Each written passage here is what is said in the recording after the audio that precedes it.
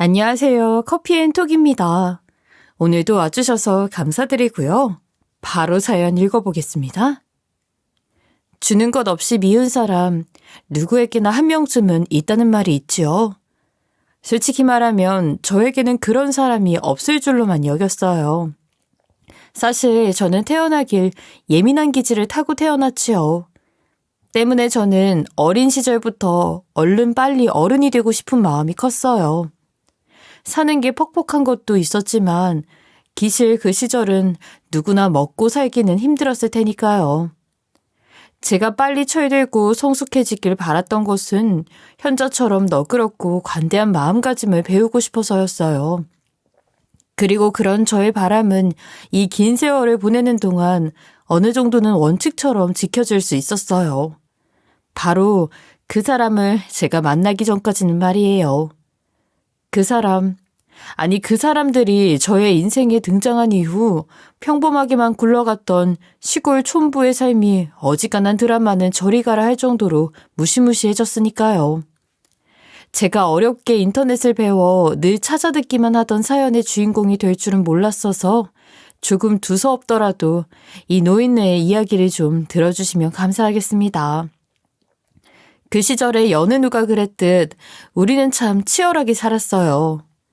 그 시절에는 둘셋은 고사하고 자식만으로 대가족을 이루는 경우도 많았지만 우리는 처대를 느금하게 본 것도 있는데다가 이 섬마을에서 이 힘듦을 굳이 여럿에게 나눠줄 필요는 없다는 생각에 아들 하나만으로 만족하고 살자 다짐했어요. 너무 한평생 고생만 하며 살아왔던 탓이었을까요? 아들이 대학에 들어가기 직전에 남편이 병석에 눕고 말았습니다. 그리고 늘 올곧고 영특했던 우리 아들은 그때부터 마음의 방황을 시작했어요. 저에게 대놓고 말하지는 않았어도 심적으로는 많이 힘들어하는 것이 느껴졌지요. 아무것도 없는 섬마을 깡촌에서도 혼자 힘으로 공부해 서울에 있는 대학에 갈 수 있을 정도로 똑똑한 머리를 타고났던 아들은 갑자기 어머니, 저 대학에는 안 갈래요. 하며 취업을 해서 일을 하겠다 선언했어요.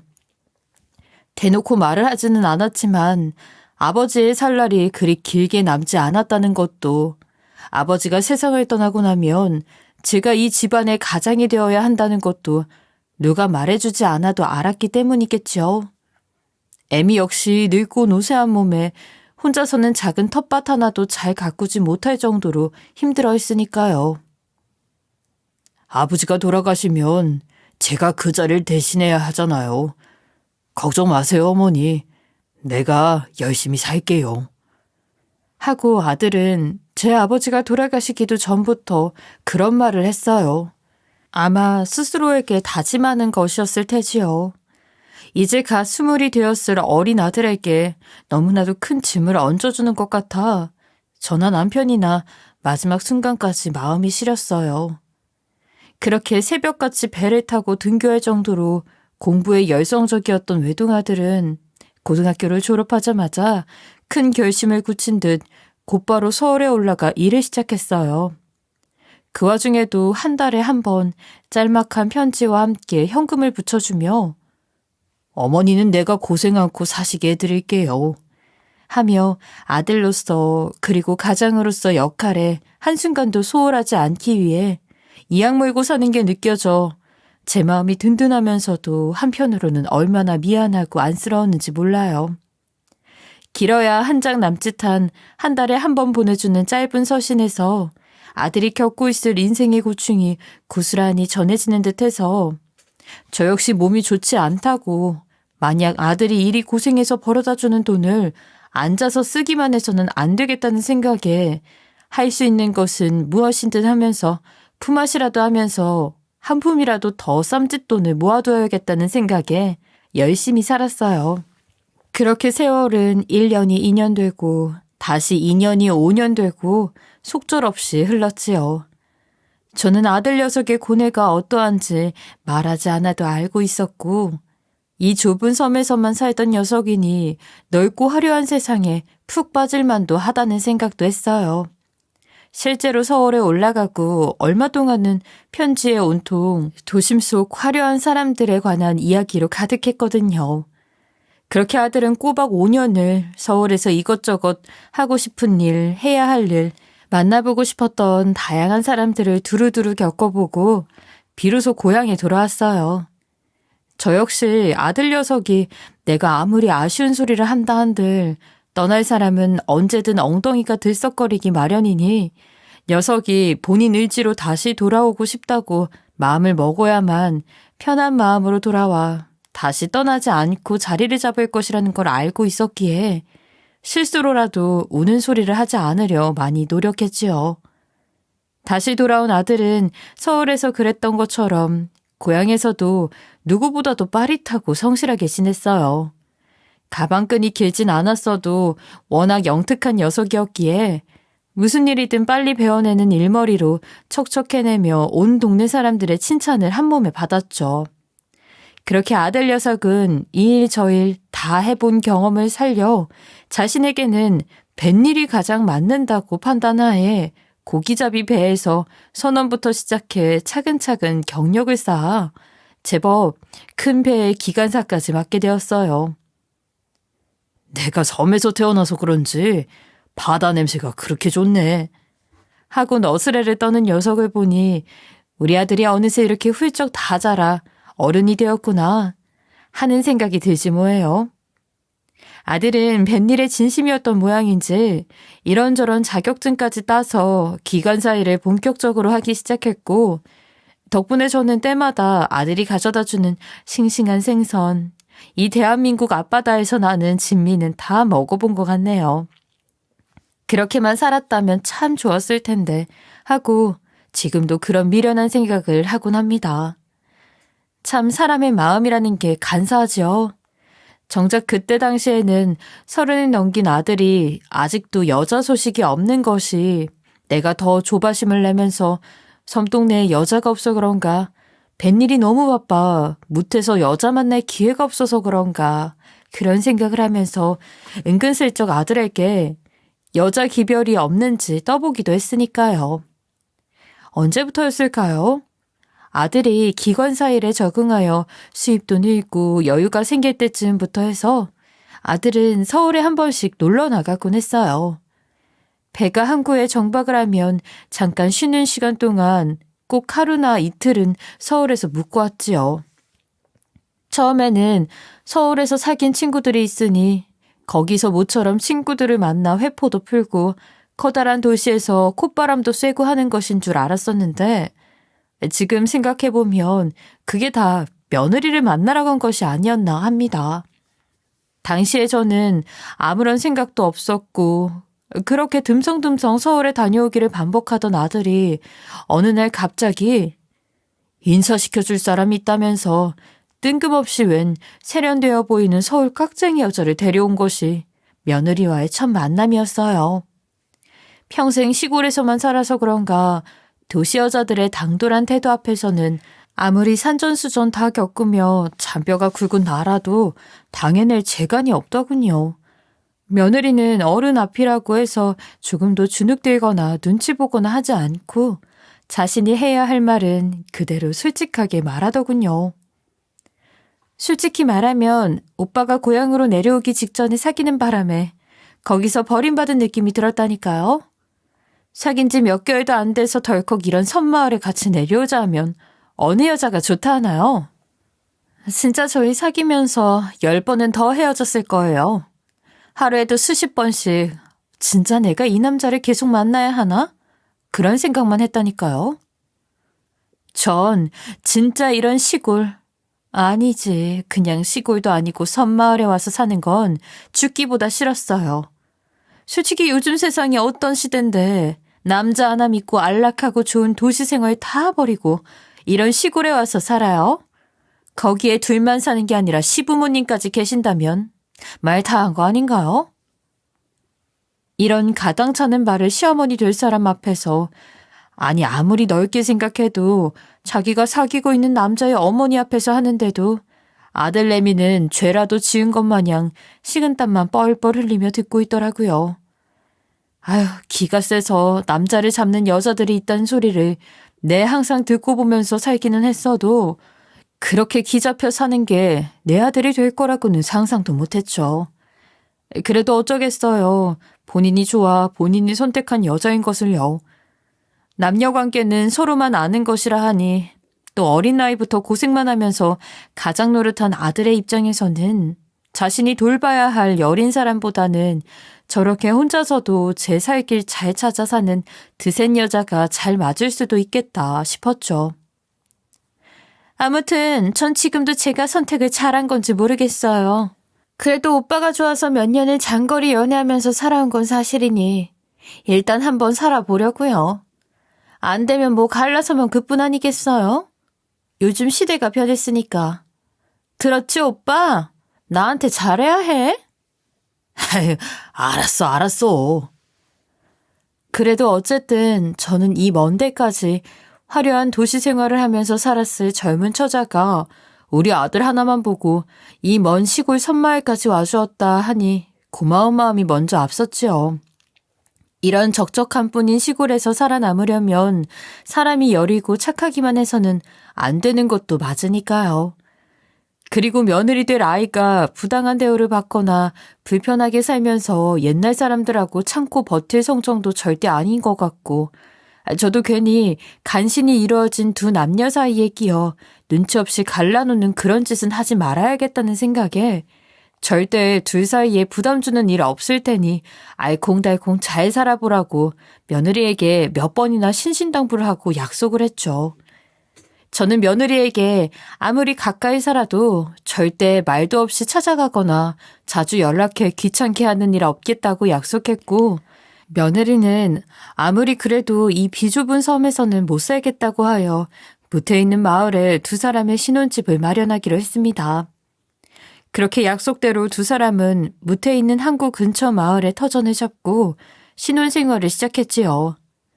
아들이나 저나 없는 형편에 딸랑 둘뿐인 식구에 며느리도 양 부모님이 안 계시는 처지라 하니 결혼식도 화려하게 하기가 좀 뭐해서 이것저것 따질 거 없이 조촐하게 흉내만 내고 혼인신고만 하고 그렇게 살게 되었어요.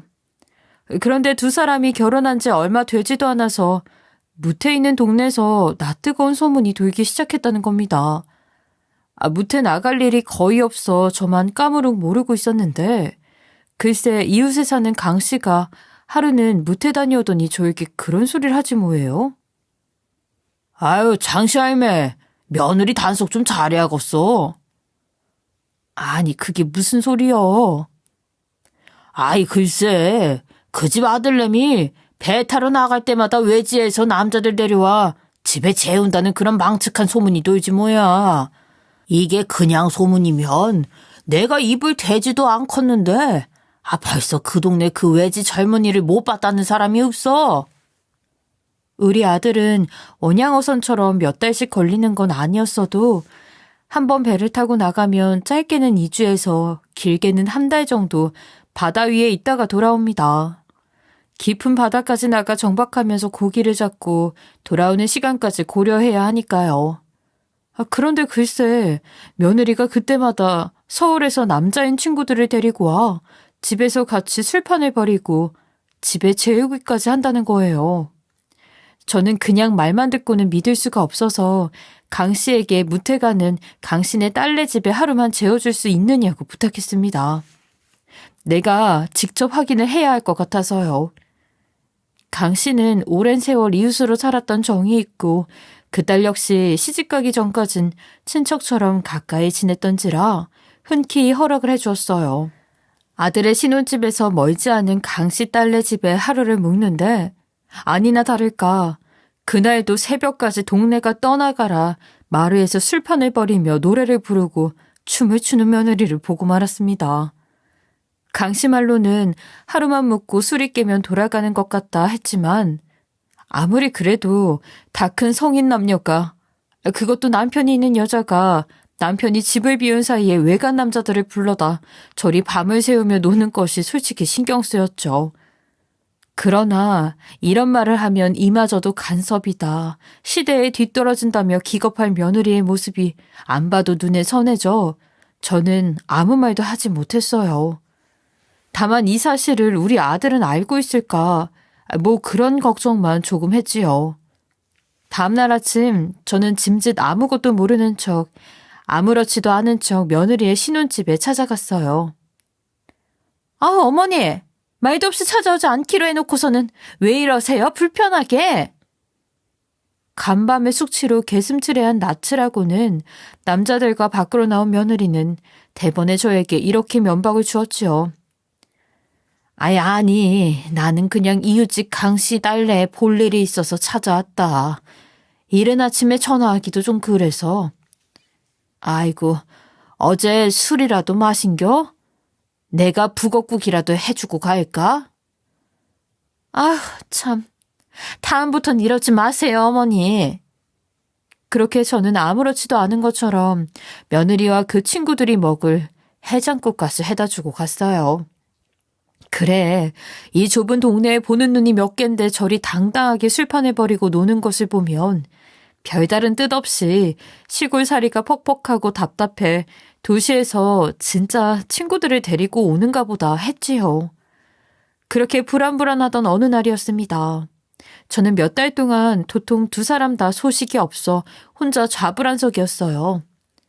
아무리 못해도 한 달에 한 번은 찾아와 생활비도 주고 안부도 나누던 아들 녀석도 도통 소식이 없었거든요. 며느리에게 전화를 걸어 사정사정하다시피 해 만날 약속을 얻어내고 강 씨에게 뱃삭을 주고 무트로 가 아들의 신혼집에 도착하자마자부터 며느리는 불평을 쏟아냈어요. 아, 진짜 갑갑해서 못 살겠어요. 여기 뭐 오빠만 사는 집도 아니고 엄연히 내 집이기도 한데 친구들 좀 부르는 것 가지고 온 동네 사람들이 잔소리에 대고 이렇게까지 답답할 줄 알았으면 결혼 같은 거 안 했을 거라고요. 진짜 헤어지고 싶은 마음뿐이에요, 요즘은. 아이고, 아가. 아무리 둘 사이에 아직 애기가 없어도 그런 말은 함부로 하면 안 된다. 뭐가 그리 답답하니? 아이, 동네 사람들이 뭐라고 혀? 내가 혼쭐을 내줄까? 너는 어쩌고 싶은데. 어린아이 어르듯 제가 쩔쩔매며 그리 말하자 며느리가 이리 말하더군요.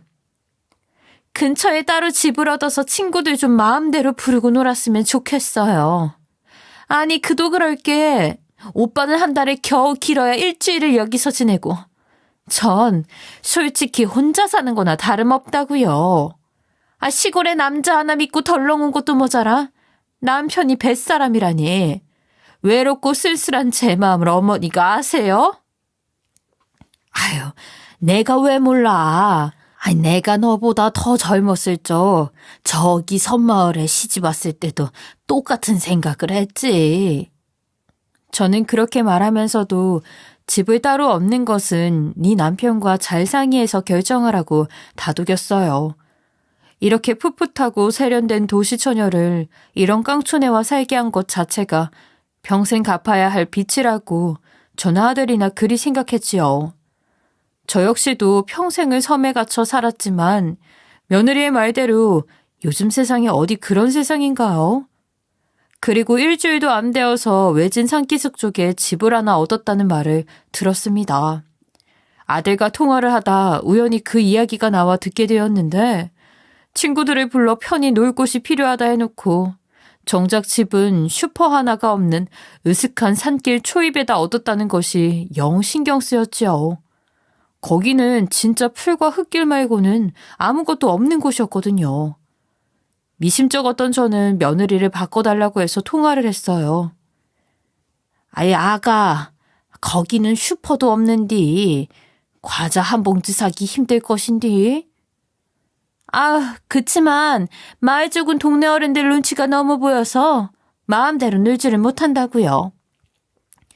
아이, 그래도 친구들이 계속 거기 같이 있어줄 것도 아니고 아무리 작은 마을이라지만 여자 혼자 살기에는 너무 외져서 위험할 것 같은데.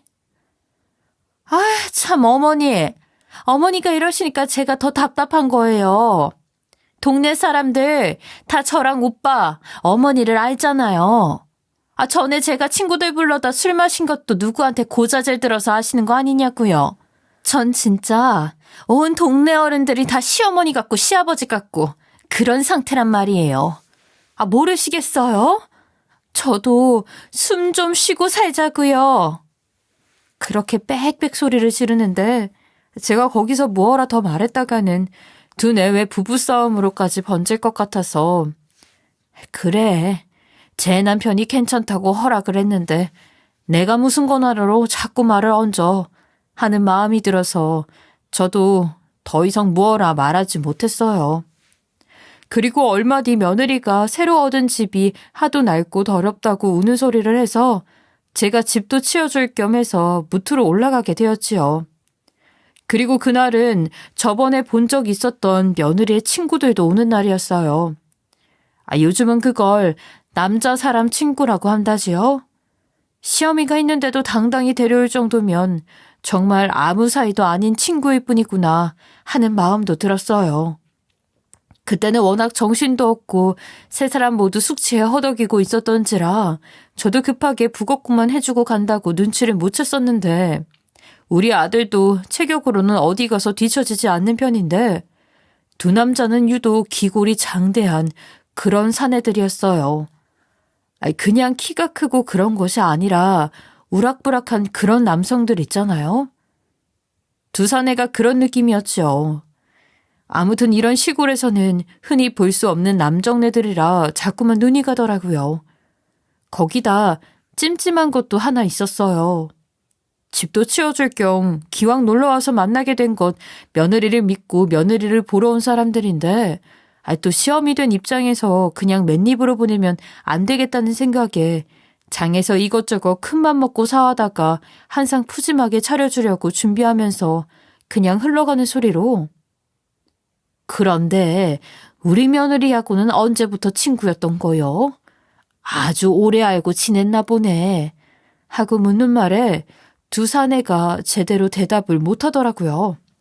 두 사내는 마치 무언가 지시를 기다리는 사람처럼 서로의 눈치만 흘끗흘끗 보다가 며느리가 저랑 얘네들은 고등학교 때 동창이었어요.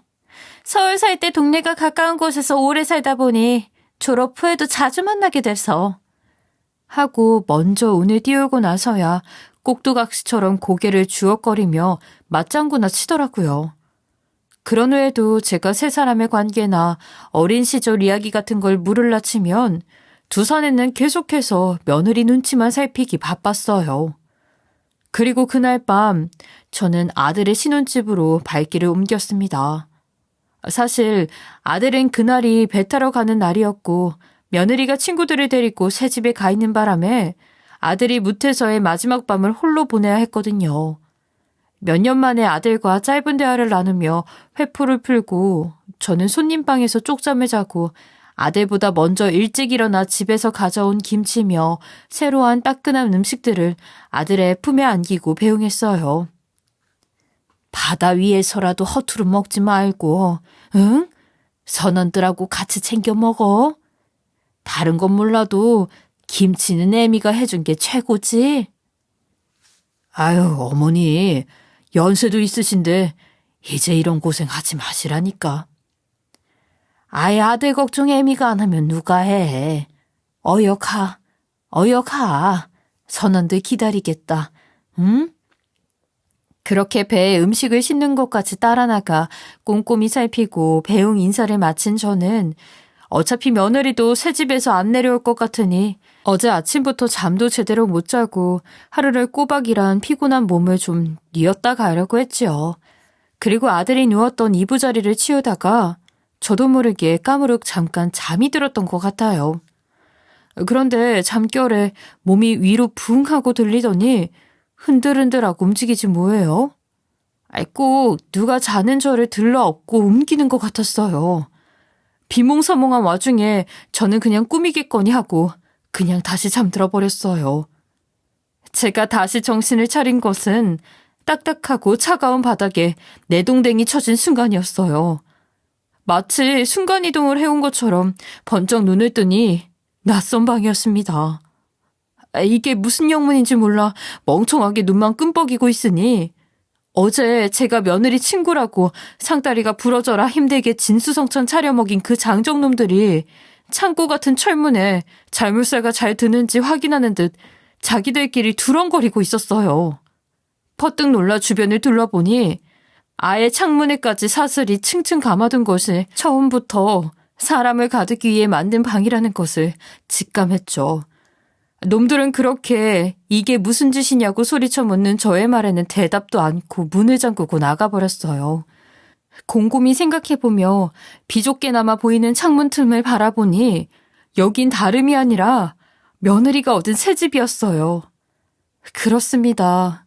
구태여 이런 깜깜산중에 집을 얻은 것 자체가 친구들과 맘 편히 놀려고 그랬던 것이 아니라 바로 시어미인 저를 가둬두기 위해서였던 거예요. 마치 짐짝처럼 창고에 처박아두려고 말입니다. 아들이 배를 타고 떠날 날만을 기다리며 이런 것을 준비하고 있었더니 저는 두려움에 몸둘 바를 모르며 온몸이 벌벌 떨리더군요. 그렇게 한참 동안 넋을 놓고 아무것도 없는 허허한 창고방에 갇혀 있는데 며느리가 왔어요. 아가, 이게 대체 무슨 일이냐? 이게 다 무슨 일인지 설명 좀 해다오. 아가는 무슨 얼어죽을. 난 할매 같은 엄마 없거든요? 아니 이게 무슨. 그동안 며느리가 좀 되바라진 면은 있었어도 저렇게까지 사람을 대놓고 무시하고 멸시하는 아이는 아니었는데 딴 사람이 된 것 같았죠. 아니, 그동안 숨기고 있었던 모습이 드러난 거였습니다. 내가 당신만 없어져도 이 구질구질한 시골 동네에서 좀 살 것 같거든? 아가는 무슨 얼어죽을. 그러게 내가 그렇게 나 사는데 참견하지 말라고 경고했을 때 들었음 좀 좋아? 맘대로 찾아오질 않나. 전화도 안 하겠다고 해놓고선 계속 전화질해. 아 구태여 자기 아들이랑 통화했으면 됐지. 날 바꿔달라고 하질 않나. 눈치 없는 게 인간인가? 이래서 늙으면. 어차피 할매 구하러 올 사람 없는 거 알지? 앞으로는 내가 시키는 대로 해야 그나마 쌀밥 구경하고 살 거야. 알았어? 아유, 저 멍청한 눈빛 좀 봐. 뒤에 보이지? 밥 반찬은 앞으로 저것뿐이야. 어? 다 늙어 빠져 죽을 날만 받아놓은 할매한테 좋은 거 구해다 먹이면 뭐해? 소화시킬 능력도 없는 노친네. 그런 거 나한테나 잘 갖다 바칠 것이지. 다 쓸모없는 걸. 알았어? 이제 할매가 할 일은 여기서 살다가 최대한 빨리 가는 거라는 거. 세상에, 저는 듣고도 믿을 수가 없었지요. 이게 어디 인두겁을 뒤집어 쓰고 함부로 입 밖으로 내뱉을 말이랍니까? 내 아들의 아내고 내 며느리고 내가 노인이고 이런 걸 다 떠나서 말이죠. 나를 사람 취급한다면 절대 나올 수 없는 멸시의 말과 협박이 예사로 나오는 젊은 여자 앞에서는 저는 벙어리가 된 듯 아무 말도 할 수 없었어요. 같은 동네라도 산기슭은 더 빨리 어두워지고 동도 어스름하게 늦게 틉니다. 새벽녘에 온 집안의 불까지 다 꺼놓고 가버리니 나는 마치 관 속에 누운 것처럼 끔찍하고 두려운 기분뿐이었죠. 조그만 화장실이 딸린 방 안에는 이불 한 채와 밥상 하나, 냉장고 안에는 물과 간장병 하나가 전부였어요. 그나마도 며느리가 불쌍하다며 소금통을 하나 던져주고 갔으니 차라리 고맙다고 해야 할까요? 노쇠한 몸으로 끼니도 제대로 못 해온 것도 있지만 정신적인 충격이 워낙 컸던 탓에 저는 일어날 힘도 없었어요. 며느리 말대로 살아 뭐 하겠나 싶은 마음에 식욕도 도통 돌지가 않았어요. 그런데 며느리는 저를 그냥 가두어두는 것이 아니라 온갖 잡일까지 떠맡아 시켰습니다. 그리하지 않으면 물 한 모금을 주지 않을 것이라 이 늙은이를 겁박하면서요. 일하지 않는 자 먹지도 말란 말 몰라? 뭐해? 어서 시작하지 않고? 며느리는 저를 골방에 가두어두고 생선 다듬는 일까지 받아와 제게 시켰어요. 그리고 밖에 나가서는 자신이 일한 것처럼 말했겠죠. 햇볕은커녕 환기도 잘 안 되는 방에서 역한 생선 비린내까지 건드려니 아무리 수십 년을 섬에서 살아 생선 냄새에 익숙해졌다 하더라도 견디기가 힘들었어요. 그렇게 며칠이나 지났을까요? 하늘이 무너져도 솟아날 구멍은 있다더니 도통 동네 사람들도 안 올라오는 별것 없는 뒷동산이라 이대로 아무도 발견을 못하나 싶었는데 그 와중에도 제가 여기서 죽을 운명은 아니었던 모양인지 머릿속으로 퍼뜩 스치고 지나간 생각이 있었어요. 강신의 딸내미 집 옆에 엄마와 단 둘이 사는 총각이 있는데 새벽마다 부둣가에서 일을 하고 있어 저와 아들하고는 안면이 조금 있었지요. 그 총각이 언젠가 일을 마치고 들어올 때면 해가 질 무렵에서 산을 탄다는 이야기가 생각났어요. 그 집 엄마는 저녁에 길도 트여있지 않은 시골 뒷동네 산이라 실족이라도 할까 걱정이 된다며 매번 말리곤 했지만 이 좁은 시골 동네에서 그게 유일한 낙이라면서 아들 녀석이 도통 말을 듣지 않는다면서요. 다행히 두 농가 며느리는 매일 저녁 일찍부터 술판을 벌여 밤새 내내 술에 취해 있었기에 저는 묘수를 쓸 수 있었어요. 하얀 속옷 치마 위에다가 간장으로 글씨를 썼지요. 살려주세요 하고 그렇게 매일 기다려도 지나는 길이 다른지 도통 보이지 않았던 부둣가 총각은 일주일쯤 돼서야 나타났어요. 하루 종일 며느리 감시가 소홀할 때면 창문가에 붙여 누가 올라오는 소리가 들리지 않나 그것만 듣고 있었는데 드디어 나뭇잎을 밟고 자박자박 사람이 걸어오는 소리가 들렸죠. 어슴푸레한 인형을 본 저는 재빨리 글씨를 써둔 하얀 속옷치마를 창문 틈에 보이게 들어올려 흔들었어요. 총각은 가까이 다가 휴대폰으로 불을 밝혀 글씨를 읽어보고는 당장 일이 달려오려 했지만 제가 안간힘을 써서 말렸죠. 그놈들에게 들키면 총각도 어찌 될지 몰랐으니까요. 저는 조용히 하라는 신호를 계속해서 보냈고 제 의도를 알아들은 총각이 손가락으로 동그라미를 몇 번 그리고는 조용히 도망치듯 산을 내려갔어요. 솔직히 말해 그쯤 되니 전현이 내 아들도 나랑 똑같이 일이 없애겠다 싶어 어떻게든 살아나가서 이 폐악질을 만천하에 알려야겠다는 생각뿐이었죠. 하지만 다음날 해가 질 때까지도 경찰은커녕 사람 하나가 올라오지 않았어요. 집 앞에 혹시나 몰라 CCTV를 단다더니 그대로 총각도 들통나 봉변이라도 당한 것은 아닌지 심장이 두근거렸죠.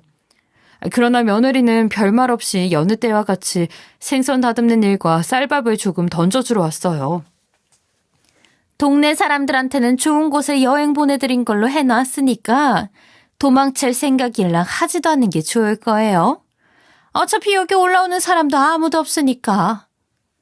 그날따라 며느리는 바로 가지 않고 제가 일하는 것을 감시하며 뭐 하는 거야? 오늘도 굶고 싶어? 빨리 못해? 날이 따뜻해져서 생선 금방 상한다고. 빨리 해, 할매! 이러면서 저를 채근했지요. 하지만 이 노쇠한 몸으로 밥도 제대로 먹지 않고 골방에서 제대로 움직이지도 못한 채 갇혀 일만 하려니 손에 힘이 안 들어 칼질조차 제대로 되지 않았어요. 손이 조금만 느려져도 그렇게 악을 쓰는 며느리를 보며 저도 이를 악물었어요. 그래, 이 생선 뱃돼지가 전혀 뱃속이다. 이런 몹쓸 생각이라도 하지 않으면 버틸 수가 없었지요. 밥도 제대로 못 먹는 공궁함이야 이미 어릴 때 지독하게 겪어보았고 생선 비린내야 평생을 맡으며 산 것이었으니 저를 가장 힘들게 했던 것은 이제 시어머니는커녕 동네 어르신 취급도 안 해주고 할매할매하며 멸시하고 깔보는 눈으로 보는 며느리의 홀대였을 거예요. 살려면 먹어야 한다는 생각에 저는 며느리가 던져준 다 식어 굳은 쌀밥도 밥이라고 허겁지겁 입 안으로 우겨 넣었죠. 맨밥에 간장을 부어 먹는 것이 하루 한 끼 저에게 주어진 유일한 식사였습니다. 그렇게 눈물을 먹는 건지 밥을 먹는 건지 모를 고통을 삼키고 있는데 갑자기 밖에서 철컹철컹 큰 소리가 들리는 거예요. 자물쇠를 부수는 소리였죠. 그리고 드디어 총각이 경찰을 데리고 왔나 싶어 밥그릇도 집어 던지고 벌떡 일어섰는데 글쎄 밖에서 어머니 어머니 어디 있어요? 하고 목청이 터져라 울부짖는 것은 바로 저의 아들 목소리였습니다. 저는 비좁은 창문 틈새로 얼굴을 빼꼼히 내밀고 바라보았고 저 많지 보이는 망치를 든 남자는 머리 꼭지만 보아도 제 아들이 확실했지요. 그 덩치놈들은 이미 혼비백산에 멀리 도망가고 없었어요. 아들은 철로 된 자물쇠가 도통 깨어질 생각을 하지 않으니 아예 쪽창문을 깨고 그 사이를 비집고 들어와 저를 왈칵 안아주었습니다. 저는 아들의 품에 안기는 순간 까무룩 기절하고 말았어요. 아마 이제 나도 살고 아들도 살았다는 생각이 안도하여 그동안 쇄신했던 기력에 정신을 잠깐 놓았던 것 같아요. 깨어났을 때는 동네에 유일하게 입원실이 갖추어진 병원의 침대에 누워 있었고 아들은 제 손을 꼭 붙들고 고개를 푹 수그리고 있었어요. 죄받을 것들은 따로 있는데 자기가 죄 지은 사람인 것처럼요. 저는 아들의 손을 꼭 마주잡고 달래듯 쓸어주었고 아들 녀석은 닭똥 같은 눈물을 뚝뚝 흘리기 시작했죠. 글쎄 제 아비 장례식장에서도 절대 안 울겠다고 버티던 녀석이었는데 말이에요. 어머니, 미안해요 어머니. 내가 어머니를 저 세상 보낼 뻔한 거야. 어머니.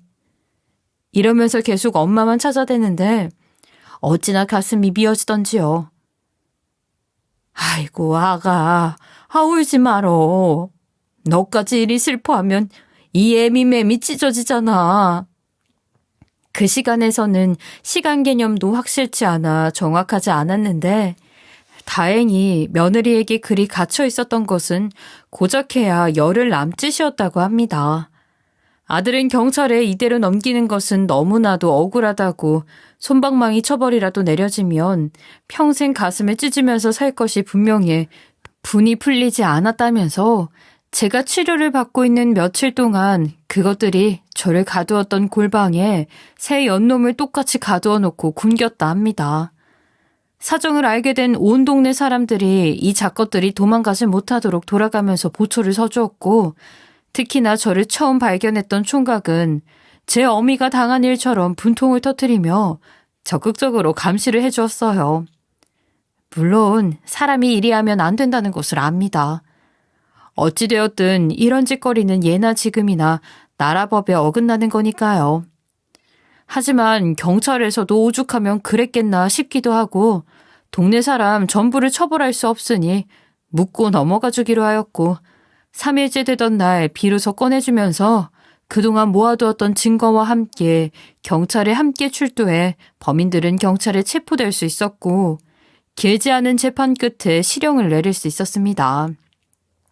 팔순이 거의 다 된 노인을 그리 가두어 두고 노예처럼 부렸으니 발견이 늦었더라면 내가 저 세상 가게 되었을 수도 있는 문제인데 형이 너무 짧은 것이 아니냐며 온 동네 사람들이 다 들고 일어섰지만 저는 그들에게 이리 말해주었어요.